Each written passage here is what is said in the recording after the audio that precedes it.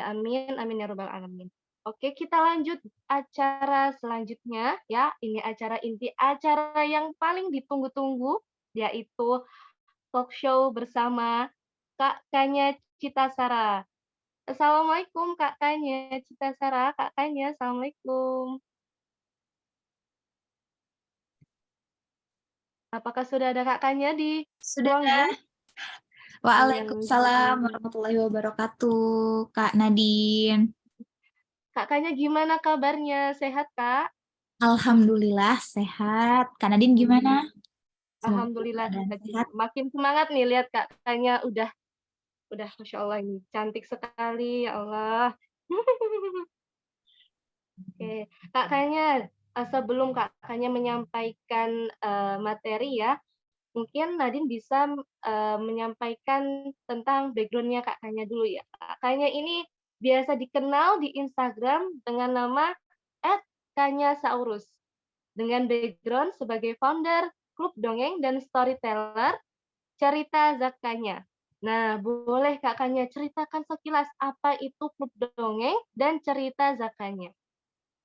Baik, terima kasih Kak Nadine. Salam kenal, Assalamualaikum warahmatullahi wabarakatuh, teman-teman semuanya. Perkenalkan, aku Kanya Cita Sara, biasa dipanggil Kak Kanya. Saat ini aku mengelola sebuah komunitas dongeng yang bernama Klub Dongeng. Jadi Klub Dongeng itu, maaf suaraku kedengeran nggak ya Kak Nadine? Kedengeran jelas, Kak? Oh, kedengeran. Oke. Klub Dongeng itu adalah sebuah komunitas yang mewadahi teman-teman yang ingin belajar mendongeng dengan latar belakang apapun, baik yang sudah pernah mendongeng sebelumnya maupun yang belum pernah mendongeng. Bisa dari orang tua atau guru pengajar maupun yang belum menikah. Intinya yang memang senang dengan dunia anak-anak dan ingin menyampaikan pesan-pesan baik ke anak-anak melalui mendongeng. Lalu untuk cerita Zekanya adalah sebuah proyek dongeng berdua dengan suamiku, yaitu bentuknya adalah musical storytelling atau dongeng musikal. Awalnya kami membuat dongeng video-video dongeng yang bisa ditonton anak-anak di YouTube berdua dan sering juga melakukan kegiatan dongeng offline ke sekolah-sekolah atau ke berbagai event seperti itu, Kak Nadine. Oh, Masya Allah tentang dongeng ya. Dan aku juga sering banget ketika SMA itu ikut kayak storytelling karena emang Masya Allah ya tentang dongeng menceritakan itu emang asik. Masya Allah ya Kak. Tanya ini boleh teman-teman nanti kepoin Instagramnya @klubdongeng dan @ceritazakanya. Boleh ya teman-teman sahabat sohah semua nanti kepoin tuh Instagramnya. Oke, jangan lupa follow juga Kak Kanya Saurus. Nah, oke lanjut ya Kak kayaknya untuk pertanyaannya. Boleh nih ya Kak ya, aku tanya-tanya ya Kak ya? Boleh Kak Nadine, silakan. Oke. Nah, karena tema kita kali ini tentang perempuan yang mungkin apalagi di masa-masa, yang, zaman sekarang nih ya Kak, dikit-dikit insecure, dikit-dikit overthinking, terpengaruh dengan omongan orang sana sini, ingin terus mengikuti standar kecantikan di luar. Nah, kira-kira dari Kakaknya bagaimana sih tanggapannya dengan, fenomena yang seperti itu yang terjadi dengan perempuannya sekarang? Dan pernah nggak sih Kakaknya itu, berada di titik yang emang, lelah nih ngikutin standar orang-orang, capek nih kayaknya kok main sosmed begini-begini. Nah, bagaimana menurut Kakaknya, pendapat Kakaknya atau pandangan Kakaknya tentang ini bagaimana? Oke, baik. Jadi memang saat ini itu informasi sangat banyak banget dan mudah sekali kita dapatkan gitu ya, yang memberikan dua dampak. Yang pertama, secara positif kita jadi lebih mudah untuk mendapatkan informasi yang kita butuhkan gitu ya. Tapi yang kedua juga ada dampak negatifnya, yaitu kita jadi melihat kadang terlalu banyak informasi yang sebenarnya kita tuh nggak kepengen lihat, atau mungkin kita nggak sengaja lihat dan akhirnya menimbulkan perasaan-perasaan negatif dalam diri kita gitu ya. Untuk insecure, overthinking itu aku rasa hampir semua orang pasti pernah ngerasain sih. Itu perasaan yang sebenarnya manusiawi kalau kita tahu bagaimana cara mengelolanya. Tapi yang udah nggak baik adalah jika perasaan-perasaan itu akhirnya jadi semacam menghantui diri sendiri setiap hari gitu ya. Membuat kita jadi merasa buruk terhadap diri sendiri, terus mempertanyakan semua yang kita telah lakukan, meskipun itu baik, tapi kita jadi meragukannya kayak, aduh yang aku lakuin ini benar nggak sih? Aduh, apa mukaku nih cantik apa enggak sih gitu. Akhirnya jadi mempertanyakan diri sendiri terlalu banyak gitu ya. Padahal sebelum kita melihat informasi itu mungkin kita merasa sudah cukup dengan apa yang Allah kasih ke dalam diri kita. Itu kalau aku sih menanggapinya setelah aku juga berproses ya, aku nggak langsung dari awal, oh aku tahu nih cara menghadapi insecure dan overthinking gitu. Aku juga pernah merasakan momen-momen ngerasa nggak cantik gitu ya, ngerasa kok kayak dibandingin, merasa seperti dibandingkan sama orang lain, padahal ya nggak ada yang ngebandingin secara verbal, cuma perasaan aku aja yang menghakimi diriku terlalu keras, seperti apa namanya, orang yang terus menyalahkan diri sendiri. Aku tuh dulu cenderung seperti itu gitu ya.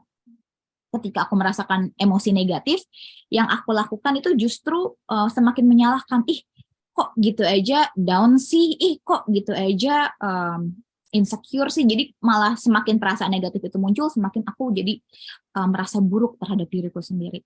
Tapi setelah aku berproses, sekarang aku masih berusaha lebih tegas dan lebih apa ya, mencintai diriku sendiri. Dalam artian mencintai diri sendiri atau self love itu bukan berarti kita egois dan merasa paling baik ya, kayak ih aku cantik banget dibanding yang lain, tuh nggak kayak gitu, tapi lebih ke aku mensyukurin apa yang Allah kasih ke aku itu dan itu sudah cukup.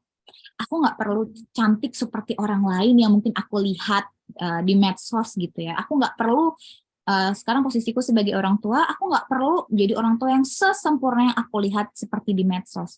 Karena faktanya, tahu nggak teman-teman, apa yang kita dilihat, apa yang kita lihat di medsos itu sebenarnya adalah sesuatu yang sudah dikurasi oleh orang yang mempostingnya. Orang nggak mungkin kan ngepost dirinya lagi nangis-nangis, burn out, ngadepin anak sehari-hari gitu. Dan orang juga nggak mungkin ngepost dirinya misalnya lagi penampilannya kucel, kumal, belum mandi. Pasti semua orang akan menampilkan versi terbaiknya di media sosial. Dan aku selalu pikirkan, tanamkan ke dalam diri aku bahwa apa yang aku lihat itu hanya versi terbaik dari orang itu. Kita nggak tahu apa perjuangan yang dia lakukan di balik itu. Itu yang aku selalu rasakan sih, Kak Nadian.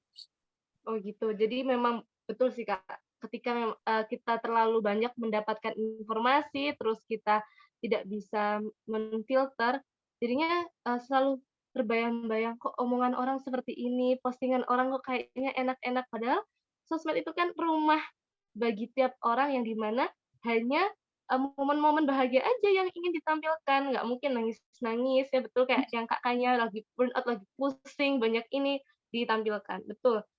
Itu, salah satu, cara Kakaknya ya, pandangan Kakaknya tentang, ketika kita merasa, overthinking atau insecure dengan banyaknya informasi yang kita dapatkan di sosial media. Terus nih Kakaknya, Hmm. kita ini kan semakin dewasa, semakin tumbuh dewasa, tentu semakin banyak ujiannya, cobaannya, dan kita pasti merasa, "Kok kayaknya nggak ada orang yang ngertiin aku ya?" Gitu, "Nggak ada yang bisa dengerin ceritaku ya?" Gitu. Kok lelah banget. Nah, itu gimana cara Kakaknya mengontrol perasaan itu, mengontrol emosi ketika bener-bener emang udah capek banget nih, udah di titik yang paling bener-bener nyerah. Nah, itu gimana, Kak, Hmm. pandangan Kakaknya? Oke. Ngomong-ngomong tentang titik terendah dalam hidup, sebenarnya aku tuh mau sharing sedikit sih. Aku pernah ngerasain, mungkin bukan di titik aku pengen nyerah ya, lebih kayak aku merasa itu adalah titik terendahku dalam hidup, yaitu di sekitar tahun 2012 itu. Kebetulan ini aku nggak bermaksud untuk menyalahkan keadaan atau menyalahkan siapapun ya, karena itu sudah lewat berlalu jauh. Cuma ini aku lebih menceritakan apa yang aku rasakan di sisi itu, dan mungkin teman-teman juga ada yang bisa relate dengan perasaan-perasaan itu dengan mungkin kondisi yang berbeda ya, tapi mungkin perasaan yang kita rasakan bisa jadi sama. Jadi waktu itu di tahun 2012 aku masih di um, pertengahan kuliah, waktu itu aku lagi KKN.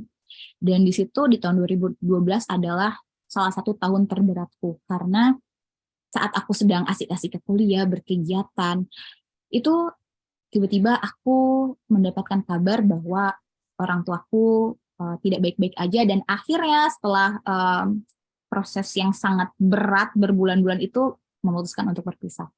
Nah, yang aku rasakan adalah saat itu tuh aku seperti ngerasa kehilangan role model. Aku ngerasa seperti kehilangan semangat hidup. Karena ya mungkin teman-teman juga merasakan bagaimana sih kedekatan seorang anak dengan orang tuanya gitu ya. Itu Mhm. ketika orang tuaku membuat keputusan seperti itu, aku bener-bener yang kayak goyah, nggak punya pijakan gitu. Kayak aku nggak tahu harus mempercayai siapa lagi di dunia ini gitu. Dan waktu itu aku lagi KKN dan aku bener-bener nggak ngerasa nggak punya tempat buat cerita. Karena dalam sehari-hari sibuk dengan program ini itu, di tempat KKN, di desa gitu ya. Tapi akhirnya ketika aku setiap kali masuk kamar, lalu sholat, disitulah aku bisa menyalurkan dan cerita semuanya ke Allah. Aku selalu nangis, nangisku tapi hanya aku simpan di kamar aja. Ketika keluar aku udah terlihat baik-baik aja. Dan akhirnya ada satu dua orang teman yang tahu karena dia masuk kamar dalam kondisi aku nangis gitu ya. Dan dulu cara aku mengelola emosi itu masih kurang tepat kalau aku bisa bilang. Karena dulu setiap kali aku merasakan emosi-emosi negatif dalam diri aku, setiap kali aku nangis, aku tuh selalu keluar kayak inner voice atau suara dalam diri aku yang menyalahkan diri sendiri. Mungkin pernah ada yang ngerasa kayak, ih kok aku nangis sih, cengeng banget sih. Kayak, ih kok aku kayak gini sih, ya ampun, aku apa sih, buruk banget sih jadi manusia gitu. Aku nggak becus melakukan sesuatu gitu. Pokoknya kata-kata negatif itu terus menggema di kepalaku dan akhirnya itu bikin aku justru semakin down gitu. Itu yang mempengaruhi sepertinya aku secara psikologis gitu. Tapi kemudian aku berproses lumayan lama uh, berusaha untuk healing dengan berbagai trauma-trauma aku di masa kecil juga. Dan saat ini setelah aku sudah merasa insya Allah jauh lebih baik, jauh lebih sembuh, tapi belum 100% sembuh, aku bisa bilang, aku paham bahwa ketika kita sedang merasakan emosi-emosi negatif, justru kita nggak boleh menolak atau denial terhadap emosi itu, kayak nangis, aduh nggak boleh nangis, nggak boleh nangis, aku kalau nangis aku cengeng nih, aku harus kuat. Nggak, tapi justru kita biarin dulu emosi itu tuh keluar, selayaknya emosi negatif seperti senang, bahagia, emosi negatif juga perlu dikeluarin dulu. Kalau kita sedih, kita marah, it's okay, gak apa-apa kok kita nangis dulu. Dalam Islam juga sedih itu diperbolehkan asal tidak terlalu berlarut-larut gitu ya. Jadi yang aku lakukan ketika aku lagi sedih sekarang, aku cari tahu dulu, oh aku sedih atau oh aku marah. Jadi kita labelin dulu emosinya. Oh aku ternyata lagi ngerasa kecewa nih gitu.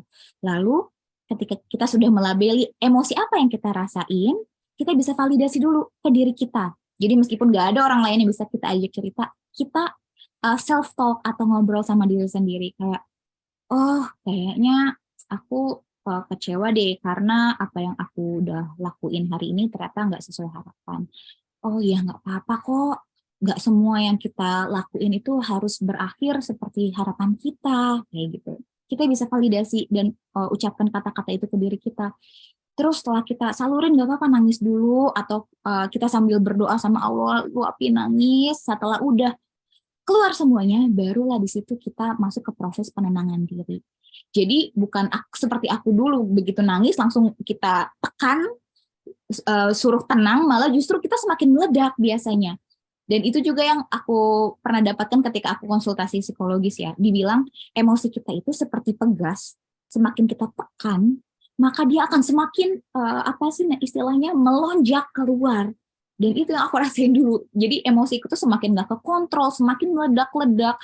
Dan akhirnya ya aku semakin gak bisa mengendalikan diriku. Itu yang aku pelajarin dalam perjalananku, Kak Nadine.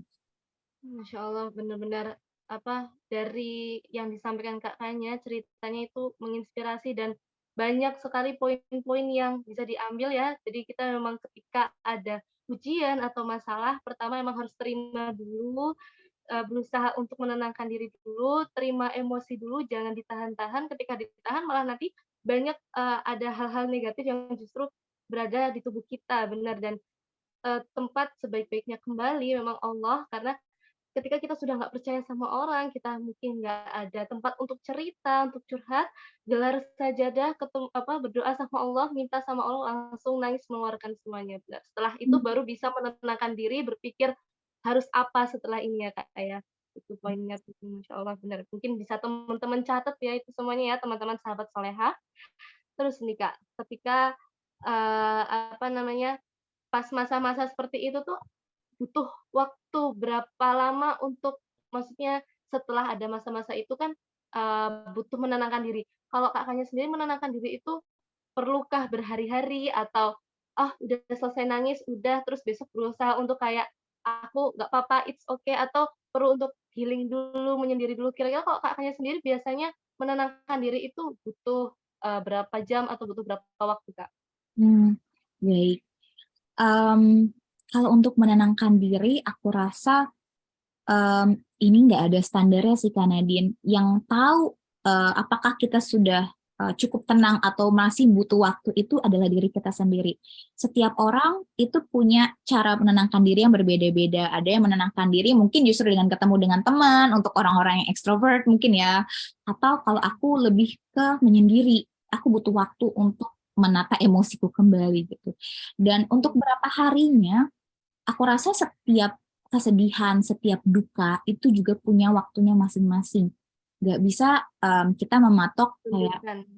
ya nggak bisa kita mematok seminggu udah harus sembuh ya, nggak bisa kayak gitu.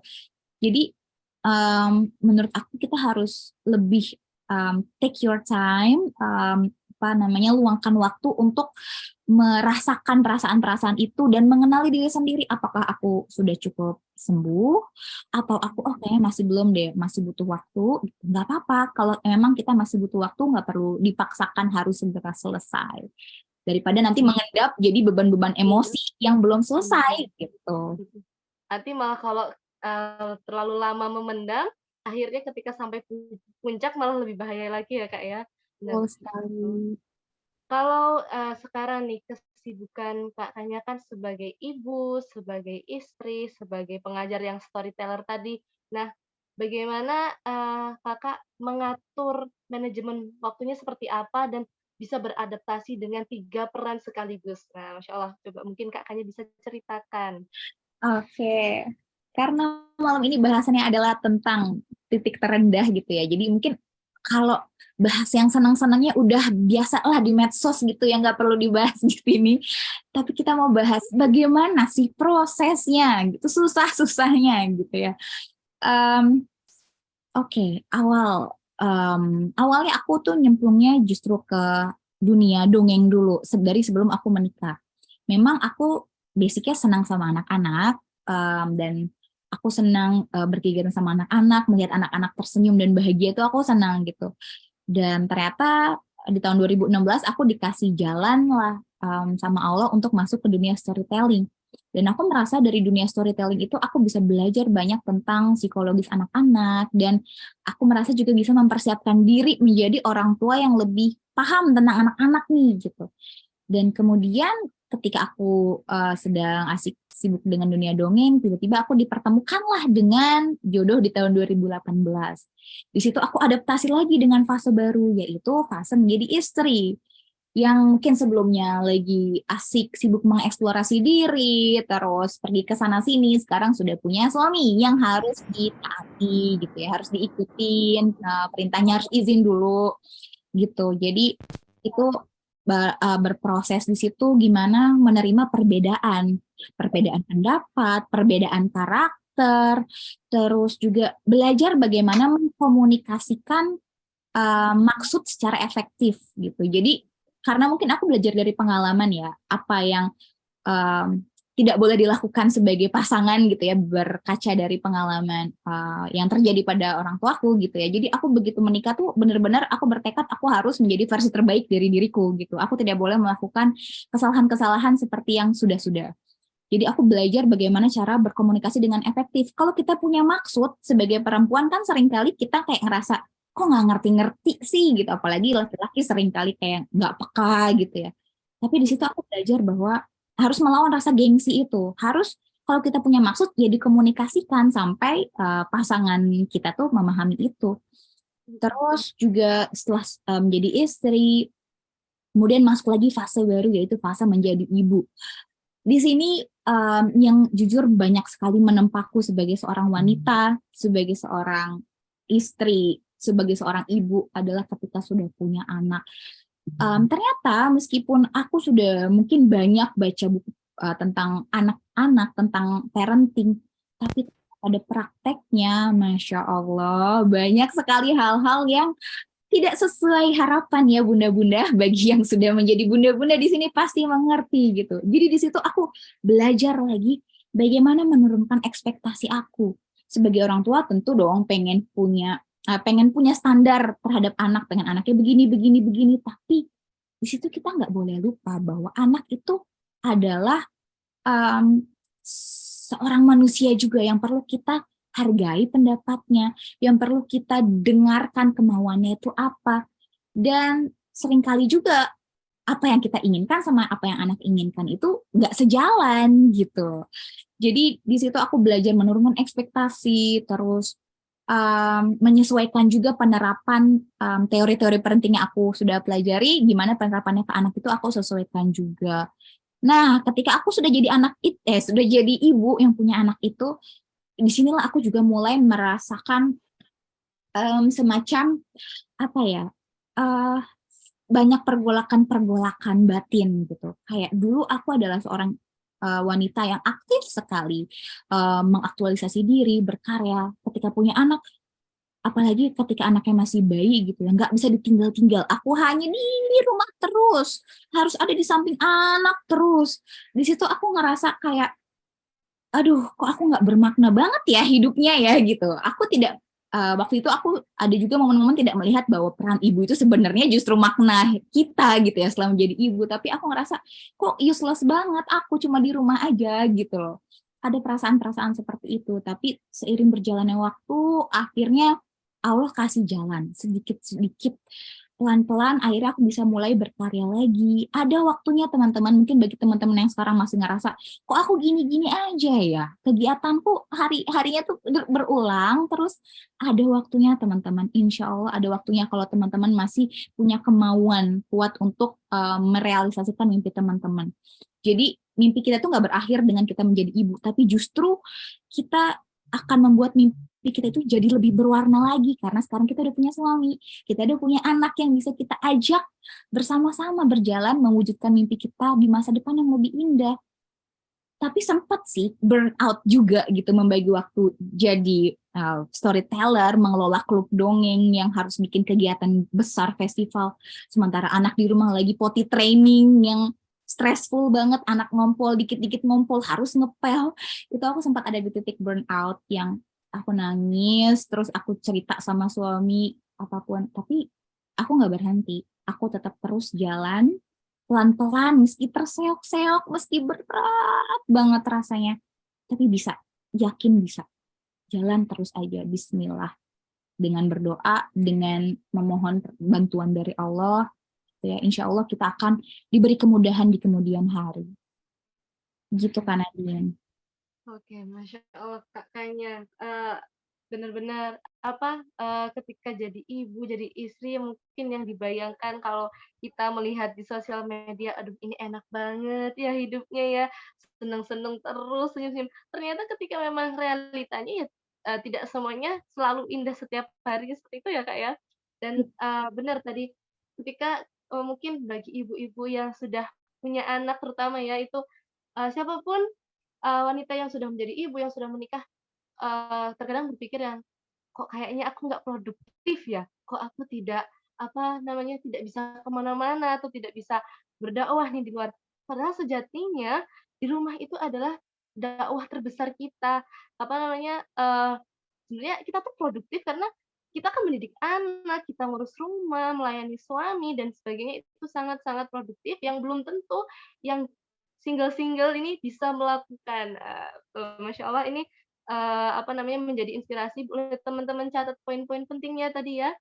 Dan terus nih Kak, kayaknya, kira-kira karakter muslimah yang seperti apa yang harus, kita tanamkan atau kita, gali untuk tetap semangat berjuang di era digitalisasi yang seperti ini, yang banyak informasi hoaks dan sebagainya, apa karakternya seperti apa yang, mau Kakaknya, memberi nasehat lah ke kita gitu, bagaimana karakter seperti apa muslimah biar kuat untuk menghadapi masa-masa yang seperti ini. Baik. Mungkin bukan nasihat ya, kita sama-sama saling mengingatkan, mungkin aku juga Hmm. ada kekurangan, atau mungkin ada yang belum kusebutkan gitu, nanti bisa saling mengingatkan. Cuma kalau yang aku pelajarin dari pengalaman-pengalamanku yang bisa kita ambil bersama itu ya, hidup ini mungkin memang ada naik, ada turunnya, ada bahagianya, ada ketika kita ngerasa, wah kita mempunyai semuanya, tapi ada juga di titik terendah di mana kita ngerasa kehilangan semuanya. Gimana caranya supaya kita tuh tetap ngikutin lika-liku kehidupan itu dengan kuat, dengan tetap terus pada jalur yang Allah inginkan kita berada gitu ya. Yang pertama itu mungkin aku menerapkannya adalah dengan bersikap rendah hati. Ingat bahwa semua yang ada di dunia ini tuh cuma titipan, titipan dari Allah. Kita punya anak, kita berbangga, anak aku udah bisa melakukan banyak hal nih. Tapi ingat lagi, itu titipan. Itu bukan anak milik kita sepenuhnya, tapi itu adalah titipan Allah yang memang sudah semestinya kita dan suami didik bersama supaya menjadi manusia yang bermanfaat kelak. Lalu misalnya kita merasa memiliki banyak hal dalam hidup, kebahagiaan-kebahagiaan, supaya kita tidak terlalu tinggi hati, kita ingat bahwa oke, ini tuh cuma titipan Allah aja kok, dan ini mungkin juga cuma sementara gitu. Apapun itu, mau kita merasakan itu ada di titik teratas, apapun yang kita miliki itu cuma bersifat sementara. Bahkan ketika kita ada di titik terendah, semua kesedihan, duka, rasa kecewa itu juga cuma sementara. Intinya kita nggak perlu berlarut ketika kita ada di atas ataupun di bawah. Kita ingat bahwa itu hanyalah sebuah fase sementara aja. Gitu, nanti yang kekal adalah kehidupan setelah di dunia ini. Gitu kan, seperti itu. Lalu yang kedua, supaya kita semakin kuat menghadapi apa cobaan ujian yang ada di dunia ini, kita perlu juga untuk selalu husnuzon kepada Allah, tentu paling penting itu yang pertama. Jadi ketika kita menghadapi cobaan, kita coba pikir dulu nih, oke, aku dikasih ujian kayak gini sama Allah. Kira-kira apa yang Allah lagi sampaikan ke aku ya? Oh, mungkin Allah tuh ngelihat selama ini aku tuh hidupnya terlalu lempeng atau terlalu apa ya, terlalu di zona nyaman aja. Sekarang Allah pengen ngelatih aku lebih kuat secara mental. Mungkin ketika ceritaku tadi di awal, Allah ngelihat sekarang hidupku ya udah terlalu santai lah, kuliah, pulang, ya ala kadarnya aja. Tapi Allah pengen ngelatih aku tuh lebih dari itu, pengen membuat Kanya itu jadi sosok yang lebih kuat supaya nanti siap untuk menjadi seseorang yang sudah Allah inginkan aku di depan gitu. Dan nggak cuma sama Allah, tapi juga sama makhluk-makhluk Allah. Ya mungkin kita banyak sehari-hari ketemu sama makhluknya Allah yang nggak semuanya baik ya. Pasti banyak juga yang bikin istighfar berkali-kali, ya Allah, astagfirullahaladzim, kok ada orang kayak gitu. Tapi yang aku terapkan, mau baik mau buruk seseorang itu adalah urusan dia dengan Tuhannya. Urusan kita adalah dengan diri kita, dengan hati kita, dan juga dengan Allah gitu. Jadi kita tetap aja kita bersikap baik pada dia, berprasangka baik. Oh mungkin memang Allah sedang membuatnya menjadi manusia yang seperti itu. Itu adalah ujiannya mungkin ya. Tapi bukan urusan kita, nggak perlulah kita mengomentari atau mungkin kita sudah berusaha mengingatkan dia tidak mau berubah juga, ya udah gitu. Itu mungkin ujiannya Allah untuk dirinya. Dan juga kita perlu husnuzon pada apa yang sudah jadi ketetapan Allah ya. Jadi di balik semua kejadian itu pasti ada hikmah yang Allah titipkan, Allah sisipkan di situ.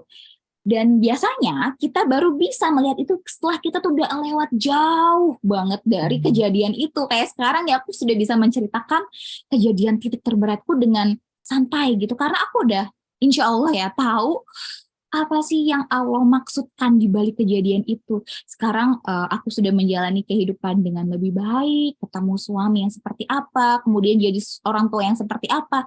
Itu berbekal dari pengalamanku di titik terendah tadi. Mungkin itu yang Allah ingin sampaikan ke aku gitu. Lalu Kemudian yang ketiga adalah kita perlu terus mendekatkan diri ke Allah.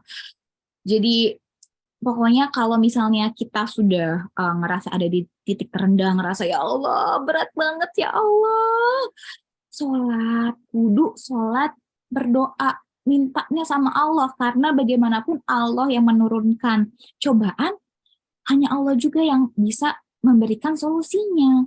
Gitu. Ada satu ayat kesukaanku, favorit aku dan jadi pegangan aku itu di surat Al-Insyirah, Inna ma'al usri yusra. Jadi sesudah kesulitan itu ada kemudahan. Bahkan ada tafsir yang mengatakan juga bersama dengan kesulitan itu ada kemudahan. Yang manapun yang teman-teman percayai, mau sesudah kesulitan pasti ada kemudahannya atau bersamaan dengan itu dua-duanya adalah hal yang menguatkan aku dan mungkin bisa menguatkan teman-teman juga. Mungkin kemudahan itu nggak langsung kita rasakan, aduh ada kesulitan, mana ya solusinya belum kelihatan, nggak ketemu kemudahannya di mana.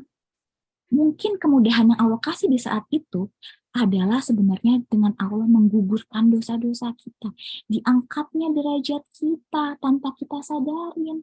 Kita tuh ketika lagi di tempat kesedihan, duka, lagi di tempat ujian, justru itu adalah momen-momen kita lagi deket-deketnya sama Allah.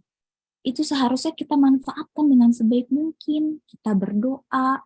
Salah satu doa yang dikabulkan sama Allah itu kan doa orang yang sedang dalam kesulitan atau orang yang terzolimi oleh orang lain.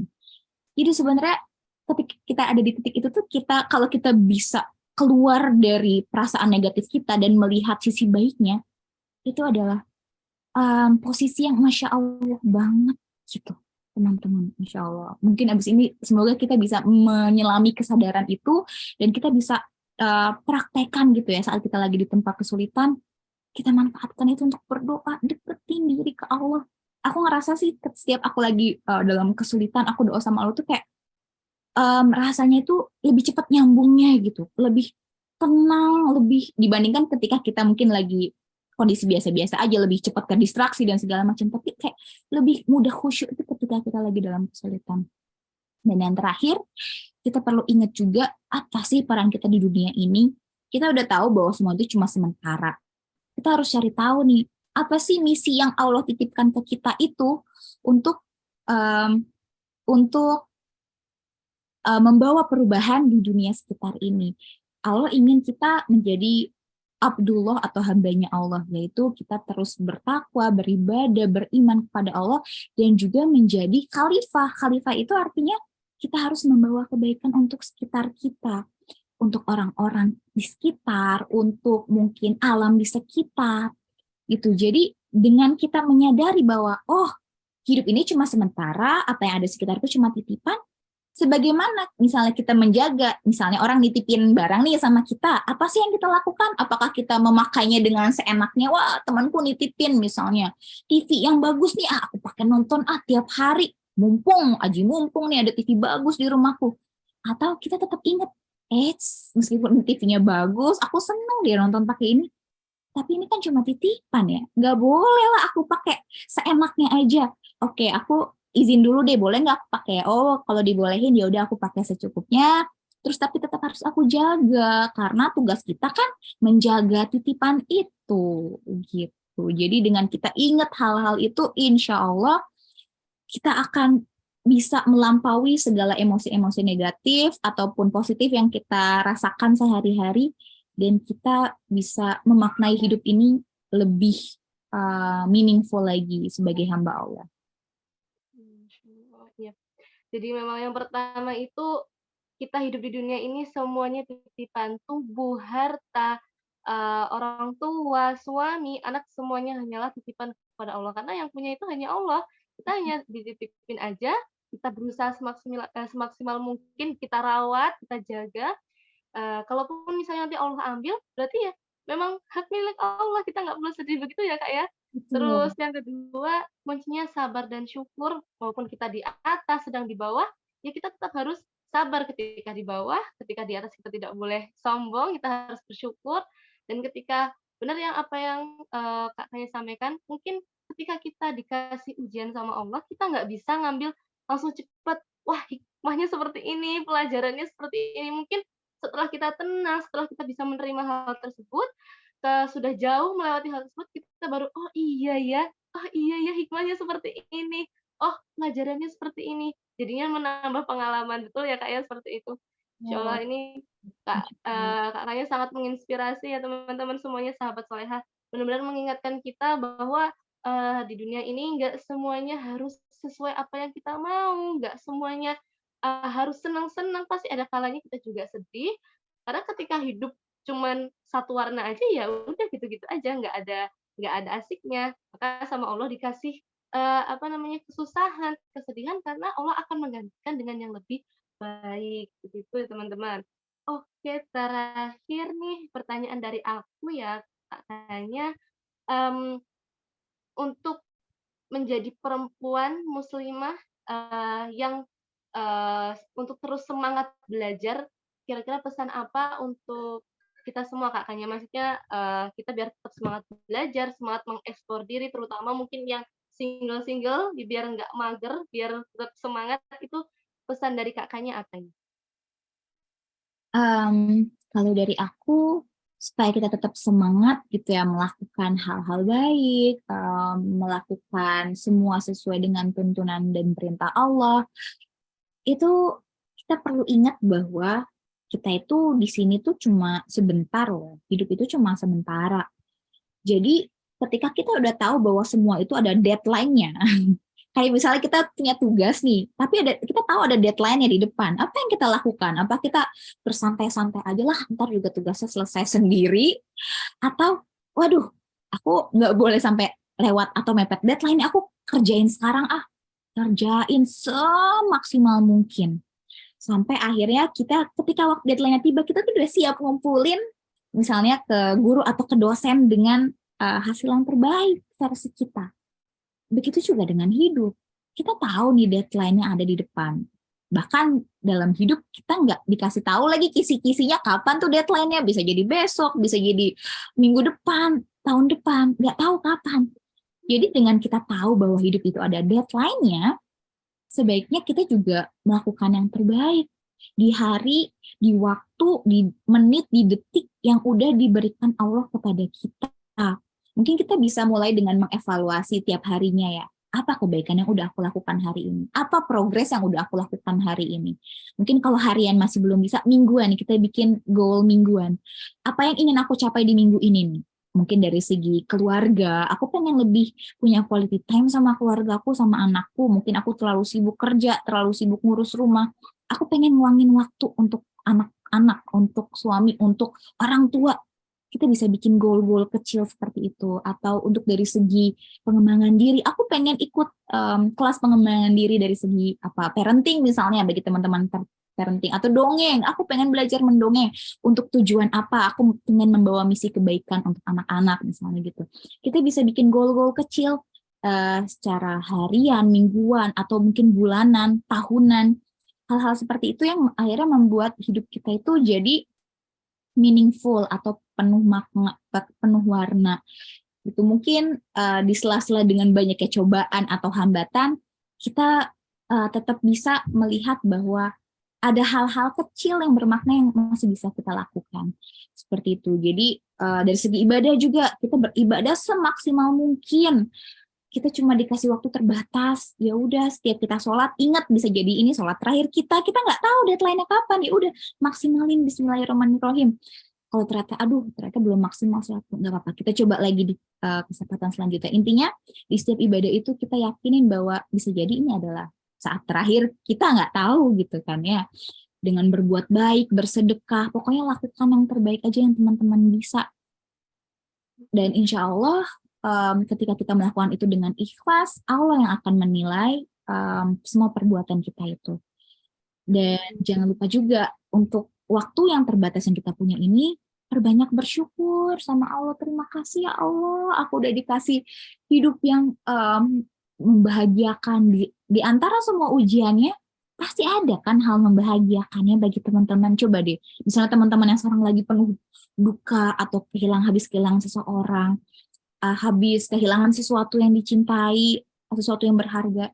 Coba cari apa sih hal bahagia yang masih teman-teman rasakan. Misalnya, Meskipun aku dalam kesedihan ketika aku kuliah tadi di cerita di awal, ternyata aku masih punya teman-teman yang peduli sama aku. Ketika temanku ngeliat aku nangis, dia mau duduk ngedengerin aku cerita. Kenapa tanya? Aku masih punya teman-teman yang suportif. Atau ketika aku sedang kehilangan semangat, aku rasanya mau bangun dari tempat tidur tuh berat banget, nggak punya motivasi hidup. Masih ada teman yang ngechat, udah makan belum? Mau dibeliin makanan nggak? Masya Allah. Selalu ada hal-hal baik di sekitar kita di antara semua cobaan. Kalau kita mau bersyukur, mensyukuri hal sekecil apapun itu. Dan ya itu tadi, yakinin aja bahwa semua yang ada di dunia, nikmat ataupun ujian itu cuma sementara. Jadi gak perlu berlarut-larut lah. Yakin bahwa ini tuh akan berlalu kok. Ibarat lagu, badai pasti berlalu. Gak mungkin terus-menerus badai, terus gelap, terus. Pasti nanti ada cahaya matahari kok, kelar itu hujannya. Yakin deh. Seperti itu kan, Nadine. Itu pesan yang sangat-sangat insightful, bermakna. Insya Allah nanti teman-teman bisa mencatat dan bisa membagikan pesan positifnya ke Instagram. Dan mungkin tadi kan terkhusus untuk yang single. Mungkin kurang lebih sama untuk teman-teman sahabat Salehah yang sudah menikah, tapi mungkin khususnya lagi Kak, pesan singkatnya untuk teman-teman yang udah jadi ibu, apalagi mungkin anaknya sudah banyak, pesan khusus dari Kakaknya sendiri sebagai sesama istri, sebagai sesama ibu itu seperti apa? Ya, mungkin aku mau ini ya menyampaikan terkait dengan perasaan insecure gitu yang sering dirasakan sama ibu-ibu nih, yang aku juga sering rasakan gitu ya.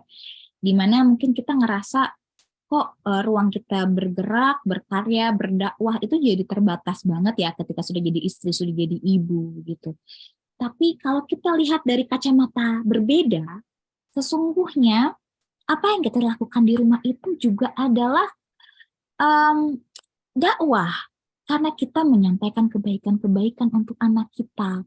Kita memberikan ilmu yang bermanfaat yang akan ia terapkan kelak sampai ia dewasa. Kita juga membangun rumah tangga dengan pasangan yang hangat. Itu juga akan jadi bekal bagi pasangan, bagi kita menjalaninya, dan juga bagi anak-anak kita kelak. Itu menjadi fondasi yang kuat untuk dia mengarungi kehidupan nanti bahkan setelah kita udah nggak ada. Jadi yakin deh ibu-ibu, bunda-bunda di sini, nggak perlu ngerasa sedih kalau kita cuma di rumah aja, kita melakukan kegiatan yang itu-itu aja. Karena di balik setiap keringat kita, di balik setiap lelah kita, insya Allah lelah itu akan menjadi lillah ya. Asalkan kita ridho, kita tidak menggerutu, kita tidak mengkomplain sama Allah, kenapa hidupku begini banget gitu. Jangan sampai ya, lelah nggak apa-apa, curhat sama teman, ya Allah, curhat sama teman kayak ya ampun, aku capek deh, aku kayak butuh istirahat, nggak apa-apa, wajar kok, semua manusia pasti butuh istirahat. Jadi jangan kemudian aku mau melakukan ini nggak boleh ngeluh, nggak boleh sedih. Enggak, pasti semua orang pasti ada sisi sedihnya, sisi capeknya, dan nggak apa-apa, kita ngerasa capek itu wajar ya ibu-ibu. Jadi seperti pegas tadi, jangan kemudian ditekan, enggak, aku nggak capek, aku kuat. Oh, nanti lama-lama malah jadi menumpuk, meledak gitu ya. Jadi kalau kita memang merasa lelah, nggak apa-apa, akuin aja, iya aku lelah, aku butuh istirahat. Kalau perlu komunikasikan sama suami, aku lelah, seperti aku butuh waktu untuk sendirian dulu. Me time itu sesuatu yang kita butuhin kok ibu-ibu, itu bukan hal yang egois ya, tapi memang itu tuh perlu untuk kita nge-recharge lagi diri kita. Terus setelah kita mengakui kita lelah, kita capek, kita juga boleh bawa itu dalam doa, ya Allah, bukannya aku nggak mensyukuri peranku saat ini menjadi seorang ibu dan istri, tapi saat ini aku hamba sedang merasa lelah, sedang merasa capek gitu ya Allah, bantulah hamba untuk menghadapi ini semua. Mungkin Allah bisa aja Allah tiba-tiba angkat rasa lelahnya, atau Allah berikan kesempatan-kesempatan untuk kita menyalurkan perasaan negatif atau rasa lelah itu. Wallahu a'lam cara Allah, tapi yang jelas itu kita tetap nggak apa-apa rasakan emosi-emosi negatif itu, tapi tetap yakin bahwa apapun yang kita lakukan di rumah, lelah kita insya Allah menjadi lillah. Masya Allah, ini materinya Insya Allah mudah dipahami ya teman-teman ya penjelasannya benar-benar sampai speechless nih. Nadine sendiri sampai speechless benar-benar. Masuk ke hati, Masya Allah, alhamdulillahnya. Terus habis itu insightful, meaningful, penjelasannya mudah dipahamin. Masya Allah, terima kasih banyak Kakaknya atas penjelasannya, atas berbagi pengalamannya yang benar-benar mungkin kita sendiri tuh di titik yang aku kok gini ya sekarang ya, kenapa ya gini. Mungkin dengan penjelasan Kakaknya yang udah disampaikan tadi, pengalamannya yang sudah diceritakan, bisa menjadi, apa namanya, pelajaran juga bagi kita semua, teman-teman sahabat solehah juga semuanya. Ya, Masya Allah, kita langsung lanjut ya Kakaknya untuk, eee, sesi Q&A atau sesi tanya jawab. Teman-teman sahabat solehah seperti sudah banyak yang menyampaikan pertanyaan, insya Allah nanti teman-teman sahabat soleh yang ingin bertanya silakan yang mau raise hand ya, boleh atau bertanya di kolom chat nanti Nadine yang, membacakan, oke. Silakan teman-teman ya, sudah bisa dimulai untuk bertanya jawabnya. Oh ini sudah ada yang di kolom chat, coba Nadine pilihin ya Kak ya, untuk pertanyaannya. Jadi yang pertama cara kita oh nih, mungkin, ini Kak,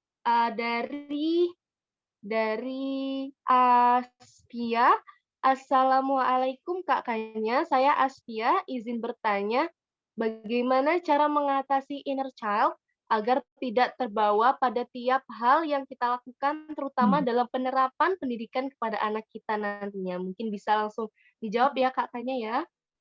Oke, baik. Terima kasih Kak Asfia pertanyaannya.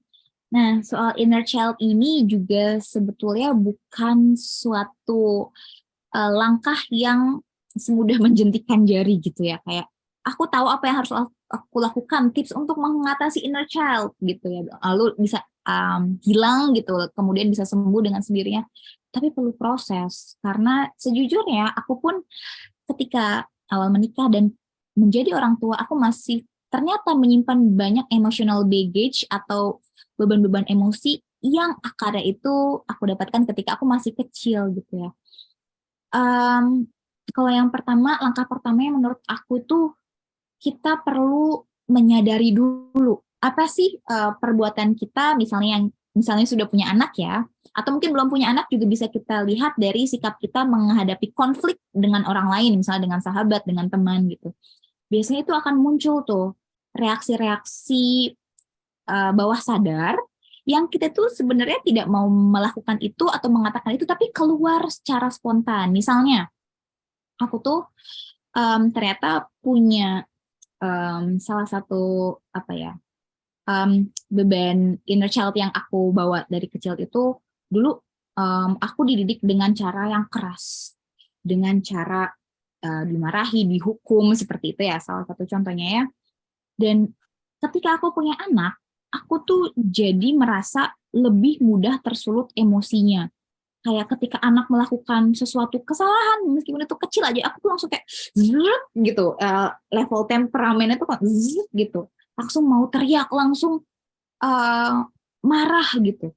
Padahal sebelum punya anak, aku tuh nggak ngerasa sebegitunya. Tapi memang ketika punya anak itu biasanya tantangannya lebih kerasa gitu kan. Dan di situ aku ngerasa, oh kok aku ini banget ya, gampang banget tersulut emosinya ya. Padahal kalau sama teman, sama orang lain kayaknya nggak sebegininya. Tapi kenapa sama anak begini? Terus aku, yang pertama setelah kita sadar bahwa ada sikap kita yang tidak baik-baik saja atau tidak semestinya, kemudian kita bisa refleksi, apa apa sih yang membuat aku seperti ini gitu. Terus, oh mungkin karena dulu waktu kecil aku memang sering dididik dengan cara yang seperti itu. Jadi aku merasa apa ya, cara menyelesaikan masalah itu ya dengan marah, dengan suara kencang gitu. Nah, ketika kita udah sadar, baru di situ kita bisa cari cara untuk gimana ngatasinnya gitu. Mungkin ketika kita merasakan emosi tinggi, marah, kita bisa lakukan kayak cara-cara preventif supaya nggak kelepasan marah ke anak. Pertama, kita bisa tarik nafas dulu gitu ya. Atau dengan istighfar. Astagfirullahaladzim. Aku udah ngerasa marah nih. Astagfirullahaladzim. Aku udah sadar gitu ya. Atau yang kedua, kita bisa ke ruangan terpisah dari anak dulu, misalnya ke kamar dulu untuk kita lampiasin dulu tuh, keluarin dulu emosi-emosi negatifnya. Nanti kalau udah tenang baru kembali lagi ke anak. Sampai sekarang sejujurnya aku juga masih sering kelepasan gitu ya. Cuma karena aku sudah selalu menyadari bahwa itu adalah hal yang harus di stop. Jadi ketika misalnya aku udah kayak anak ngelakuin salah, ya ampun misalnya suaranya udah kenceng ya, nama anakku Hana, aku pause dulu biasanya. Aku ke trigger lagi ya. Aku biasanya diem dulu, ambil jeda, tenangin. Biasanya suara aku langsung turun tuh. Nah, kan tahu, Mama tadi udah bilang berkali-kali, gak boleh mainan air, nanti kamu bisa kepleset dan lanjut ya gitu. Tapi itu, jadi memang butuh proses, aku nggak langsung seketika tuh bisa langsung setenang itu, langsung stabil itu dalam menghadapi emosi-emosi. Tapi butuh kesadaran, dan kalau kita ngerasa udah mencoba usaha diri sendiri, terus sudah bawa ke doa, ya Allah aku ingin dihilangkan sifat ini, tapi ternyata belum berhasil juga, kita bisa kok minta bantuan profesional, misalnya ke psikolog, psikiater, atau ke hipnoterapis atau semacamnya. Karena selayaknya sakit fisik, kita pasti ke dokter kan. Dan ini juga sakit, bisa dibilang secara psikologis kita juga perlu bawa ke ahlinya yang bisa menangani sesuai dengan aturannya. Seperti itu, teman-teman. Oke, insya Allah sudah jelas ya Kak Asfia tadi yang bertanya ya, sudah jelas. Insya Allah terima kasih Kak Tanya.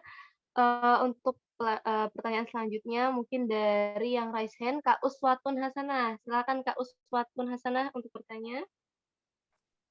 Terima kasih Kak Nadine. Assalamualaikum warahmatullahi wabarakatuh. Waalaikumsalam warahmatullahi wabarakatuh. Masya Allah banget ya Kak Nadine, kakaknya gitu kan, untuk materinya, karena benar-benar sangat menginspirasi sekali untuk kaum hawa begitu ya. Tidak hanya sekedar untuk tahu tentang oh iya kayak gini, ternyata melatih kesabaran itu juga tuh sebagai maksudnya salah satu contoh kita, salah satu bukti bahwa kita sedang belajar untuk menjadi seorang dewasa, seorang wanita yang dewasa begitu. Cuma bagaimana yang ingin saya tanyakan ya Kak ya, kadang itu kan kita pernah ngerasa kayak kita udah capek ngelakuin sesuatu gitu kan, kita udah berusaha nih, udah sekuat semampu kita gitu, udah totalitas lah intinya. Tapi satu sisi tuh ada aja gitu yang bikin kita itu ngerasa down, merasa kayak kita itu kayak dibuat apa ya namanya ya kayak ini nggak bisa nih kayak gini nih, ini salah, ini gini, padahal itu udah bener-bener yang udah kita kerahkan semua gitu tenaganya kita untuk melakukan itu gitu. Cuma karena komentarnya seseorang gitu, kita jadi ngerasa down, kita jadi ngerasa kayak, oh iya sih, kita salah, oh iya deh, ini aja deh, gitu, oh iya deh, ini deh, gitu. Jadi kita jadi ngerasa kurang percaya diri sama hasil yang kita capai gitu loh, Kak. Itu gimana nih, Kak, solusinya tuh, sama yang seperti itu? Baik. Terima kasih, Kak. Terima kasih kembali Kak Uswatun Hasanah. Iya, Kak Nadine aku langsung menjawab. Oh ya. Silakan Kak. Ya. Jadi pertanyaannya adalah gimana menghadapi komentar orang lain yang mengkritik, bahkan seringkali kritiknya itu sangat tajam, pedas gitu ya. Mungkin dia nggak ngelihat apa effort usaha yang sudah kita lakukan, tapi ya udah dia ngekritik aja. Ini sih kayaknya semua orang pasti pernah ngerasain. Kalau aku merasakannya dalam pengasuhan anak ya, mungkin teman-teman ada yang merasakan dalam konteks lain gitu. Dalam pengasuhan anak tuh aku juga pernah mendapatkan kritik yang sangat nyakitin banget. Aku pernah ya dibilang, kamu tuh nggak becus ngurus anak. Sakit banget gak? Dan itu posisi aku lagi gendong anakku masih bayi. Pokoknya semua cara pengasuhan aku tuh disalahkan. Dari kenapa sih kamu membiarkan suami kamu gendong anak kamu terus, itu aja dipermasalahin gitu. Terus kayak banyak lah pokoknya kamu tuh jadi ibu itu nggak becus, pokoknya dikatain kayak gitu. Wajar banget sih menurut aku kita tuh ngerasa sakit ya, karena gimana pun kita manusia, kita adalah seorang ibu gitu, mendengar anak kita diomongin kayak gitu, atau usaha kita seakan tidak dihargai, itu pasti rasanya sakit banget. Aku tahu banget. Tapi kemudian balik lagi, yang paling tahu apa yang terbaik untuk diri kita, untuk keluarga kita, untuk anak-anak kita, itu adalah diri kita sendiri, itu adalah teman-teman sendiri.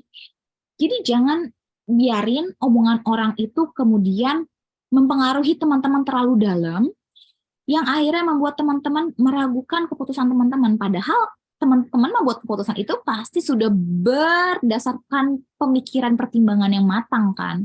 Mungkin dengan diskusi dengan suami, atau hasil dari belajar ilmu-ilmu parenting, atau ilmu-ilmu dari baca buku dan lainnya. Tapi masa hanya dengan komentar orang yang bahkan nggak tahu apa yang teman-teman lakukan, teman-teman jadi meragukan itu semua. Menurut aku omongan seperti itu gak perlu diambil hati. Bukan artinya terus kita kayak bisa langsung cuek aja, pasti ada rasa-rasa sakit, nyeseknya pasti ada, tapi ya udah, kita nggak perlu melakukan apapun dengan itu. Allah yang tahu apa yang sudah kita lakukan, usaha apa yang sudah kita lakukan. Niat kita tuh apa itu cuma Allah yang tahu. Karena ini balik lagi nih, orang yang menyukaimu tidak butuh penjelasan dari kamu. Tapi orang yang tidak menyukai kamu, mau kamu jelasin seperti apapun, mereka tuh nggak bakal percaya. Jadi buat apa? Mau kita jelasin, maksud aku tuh kayak gini, gini, gini, gini, gini. Tapi emang dianya aja udah punya banyak pikiran negatif tentang kita, mau sampai berbusa juga nggak bakal berubah. Jadi ya udah, terima aja. Nggak apa-apa deh, terserah kamu mau mikir apa tentang aku. Yang jelas cuma aku dan Tuhanku yang tahu apa niatku di balik ini semua. Itu powerful banget sih kalau kita udah punya pemikiran kayak gitu. Masya Allah. Sudah nih kakaknya untuk jawabannya? Ya. Ya, Masya Allah. Kak Uswatun bagaimana untuk jawabannya? Apakah sudah mewakili? Masya Allah, terima kasih banyak Kak atas jawabannya. Iya, sama-sama Kak. Oke. Untuk pertanyaan selanjutnya dari Kak Fitriani, ini aku ngambil dari kolom chat ya Kak ya. Kak Fitriani Saiful Bahri. Assalamualaikum warahmatullahi wabarakatuh. Waalaikumsalam. Oh, ini mungkin dibully secara fisik ya. Untuk dibully tadi, mungkin jawabannya bagaimana Kakaknya sendiri? Apakah jawabannya sama atau mempunyai jawaban lain untuk dibully, tanggapan tentang pembulian secara fisik? Oke, Mmm, dibully ya, secara boleh. fisik ya. Berarti ini Kak Fitriani yang merasakan dibully sama teman-teman gitu ya. Nah, Kalau menurut aku, untuk bullying secara fisik, sebenarnya secara verbal juga berlaku sih. Kayak hate speech, kayak ada yang ngomongin jelek-jelek sama kita di misalnya depan banyak orang, di depan publik gitu ya. Itu sebenarnya sudah memasuki tindakan yang bisa diperkarakan loh. Kan sudah ada hukumnya gitu ya. Jadi kalau memang kita merasakan ada bullying secara fisik gitu, apalagi itu menyakiti ya, sampai menyakiti, itu bisa kok kita lapor ke pihak yang berwajib misalnya gitu. Kalau memang kita mau perkarakan, atau kita cukup mungkin bisa kasih tahu ke, misalnya gitu terjadi di lingkungan rumah gitu ya, tetangga-tetangga, kita bisa lapor ke RT, RW kayak gitu, karena itu udah hal-hal yang nggak bisa dimaklumi lagi sih gitu, karena sudah melukai secara fisik itu. Jadi yang kalau fisik bullying, memang menyakitkan. jadi itu udah nggak bisa di apa ya, dianggap sepele, karena kalau orang yang suka membuli terus kemudian kita diem aja gitu ya, nggak kita tindak lanjut, atau minimal kita langsung ngomong depan dia langsung gitu ya, bahwa itu nggak layak, maka dia bisa jadi akan terus menerus melakukan itu, bahkan mungkin nggak cuma buat kita, tapi bisa jadi ke orang lain gitu, dan kita nggak mau kan itu terjadi. Seperti itu sih, udah red Ini flag sesekali banget. kita bisa melawan sebagai untuk perlindungan diri ya, Kak, ya. Jadi biar Betul. mungkin orang itu tidak terus-menerus membuli kita secara fisik gitu ya, Kak, ya. Bagaimana Kak Fitriani? Apakah jawabannya sudah mewakili, Kak? Halo? Kak Fitriani Saiful Bahri? Sudah jawabannya ya? Insya Allah sudah ya, Kak, ya. Kita lanjut ke yang raise hand, Kak Lucy, silakan untuk bertanya. Ya, Assalamualaikum warahmatullahi wabarakatuh. Waalaikumsalam Warahmatullahi wabarakatuh. Terima kasih Kak Nadine dan Kak Kanya atas materinya yang sangat bagus dan bermanfaat ya. Saya mau bertanya Kak Kanya, bagaimana kita tetap beristiqomah dalam beribadah di saat kita down? Baik. Satu aja pertanyaannya Kak Lucy ya. Iya, satu aja. Terima kasih Kak Lucy. Ketika kita lagi down, memang kayak seringkali kayak keistiqomahan, keimanan kita tuh kayak diuji juga nggak sih? Kayak mungkin kalau emang kita lagi kondisi keimanannya lagi kurang baik gitu ya, kita jadi kayak meragukan ketetapan Allah sama kita, terus kita jadi mungkin ya, jadi kayak menunda-nunda ibadah gitu, karena ya misalnya untuk bangun dari tempat tidur aja susah gitu kan, kayak nggak ada motivasi gitu. Balik lagi sih, yang perlu kita sadarin adalah, dan mungkin tanamin di bawah sadar ya, bahwa posisi kita ketika kita sedang diuji itu adalah justru kita adalah posisi terdekat sama Allah.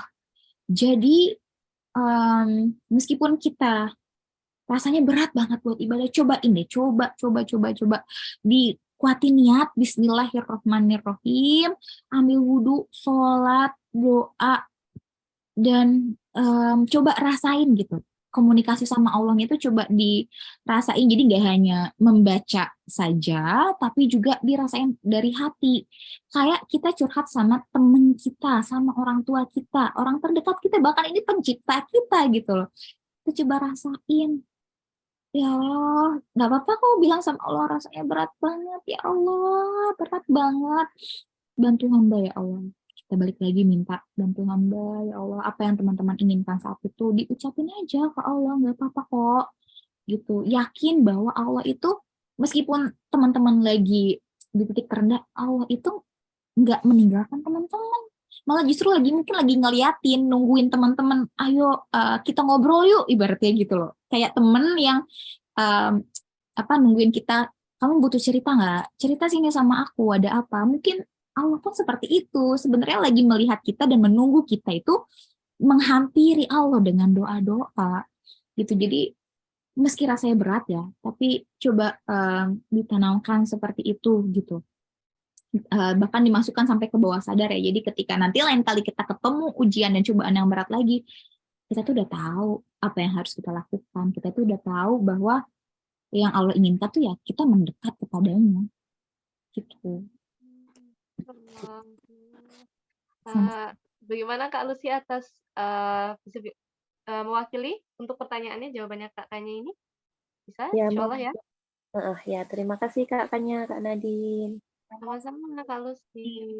Oke, terakhir mungkin ya Kak, dari Kak Kak Anissa Handini. Dalam mengontrol emosi seperti yang Kak Kanya tadi sampaikan, apabila ada orang yang ketika dihadapkan dengan masalah berat atau di waktu-waktu yang sangat berat, orang itu lebih memilih untuk langsung mengalihkan kepikiran atau kegiatan lain sampai dia lupa dengan masalah beratnya. Menurut Kakak, tindakan seperti itu bagaimana? Apakah lebih baik karena bisa berpikir jernih terhadap masalah, lebih menerima keadaan, atau lebih baik langsung menghadapi masalahnya bersama emosinya sampai selesai? Dan yang kedua, jika ada teman yang curhat tentang titik terendahnya, sementara dalam waktu yang sama, kita juga sedang ada di sebuah masalah, menurut Kakak bagaimana cara kita menanggapi tanpa menyakiti perasaannya, Kak? Kakaknya, silakan, boleh dijawab. Oke, pertanyaan yang pertama dulu ya. Tentang apakah mengalihkan pikiran ketika kita sedang ada masalah itu hal baik atau hal yang kurang baik? Menurut aku sebenarnya ini tergantung juga sih. Kayak misalnya, kalau misalnya kita lagi ada masalah, kemudian kita langsung mengalihkan pikiran dan dengan melakukan hal-hal lain, Jadi membuat kita apa ya, supaya tujuannya kita tuh lupa sama masalah itu gitu ya. Menurut aku itu kurang efektif karena balik lagi kita itu mengalihkan pikiran dengan tujuan untuk melupakan semua masalah dan perasaan-perasaan negatif itu. Padahal itu justru akan menjadi kayak apa ya, beban-beban emosi yang secara nggak sadar itu kebawa dalam diri kita gitu. Kita cuma berusaha untuk melupakan, menekannya dalam-dalam supaya nggak muncul ke permukaan aja. Tapi apakah misalnya sesuatu yang kita kubur misalnya dalam tanah itu akan benar-benar hilang, atau ketika semakin banyak gundukannya justru akan jadi tumpah dan meruah bau, misalnya sampah kita tumpuk gitu ya, kan akan menyebar jadi suatu penyakit gitu. Kalau situasinya seperti itu, sebaiknya sih kita coba apa ya, rasakan dulu sih emosi-emosinya apa yang kita rasakan, terus kita coba renungkan dulu gitu. Tapi ada juga yang kedua nih, kita mengalihkan pikiran, mengalihkan kesibukan, melakukan kesibukan gitu ya. Kalau tujuannya agar tidak berlarut-larut gitu ya, misalnya lagi sedih karena kehilangan seseorang, baru ditinggal pergi seseorang. Terus kita merasakan sedih gitu ya.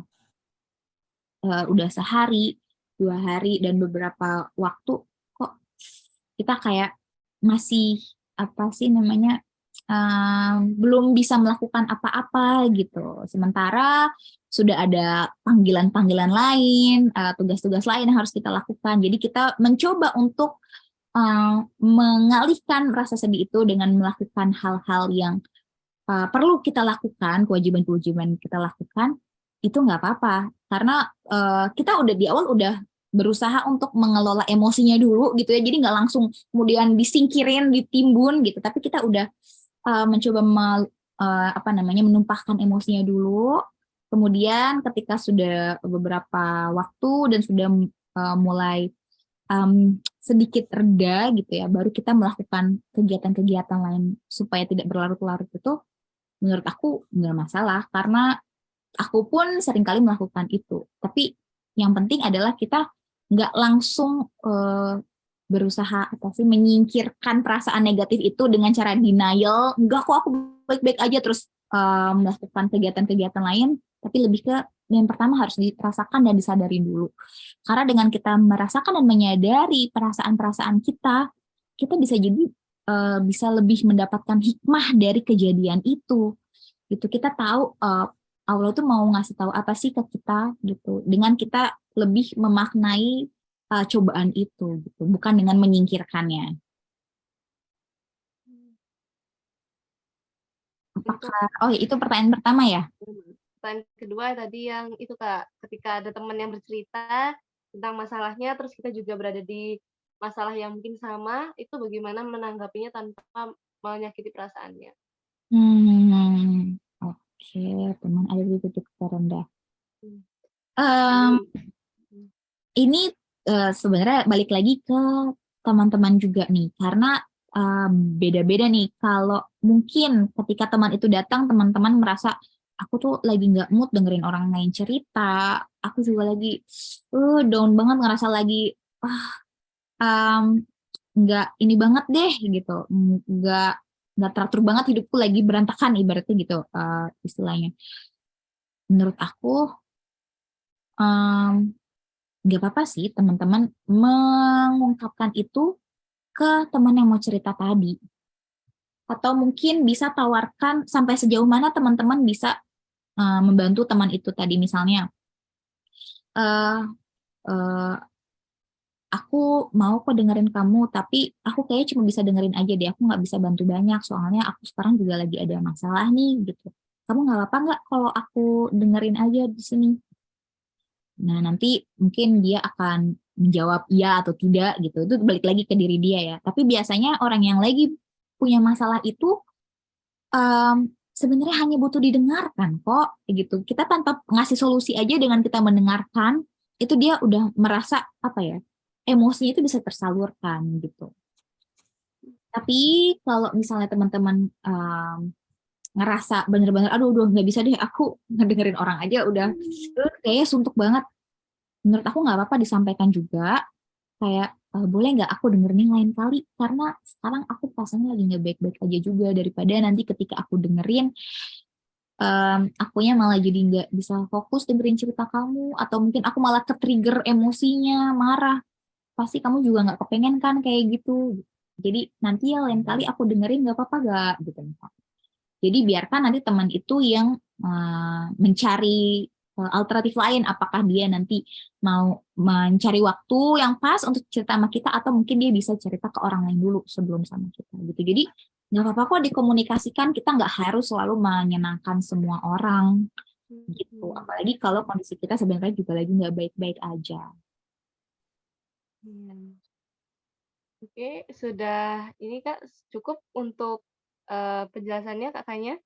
Sudah, insya Allah. Bagaimana Kak Anissa Handini atas jawabannya? Apakah sudah mewakili pertanyaan Kak Anissa ini? Sudah ya, insya Allah ya.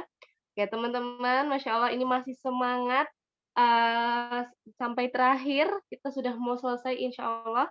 Setelah tanya jawab, terakhir untuk kakaknya mungkin bisa memberikan closing statement atau pesan-pesan nasihat atau apapun ya untuk teman-teman sahabat soleha semuanya. Silakan kakaknya. Baik, Masya Allah, sharingnya malam ini benar-benar meaningful banget ya. Semoga teman-teman juga merasakan hal yang sama. Dari aku yang terpenting adalah aku mau merangkum aja sih semua yang cerita-ceritaku tadi.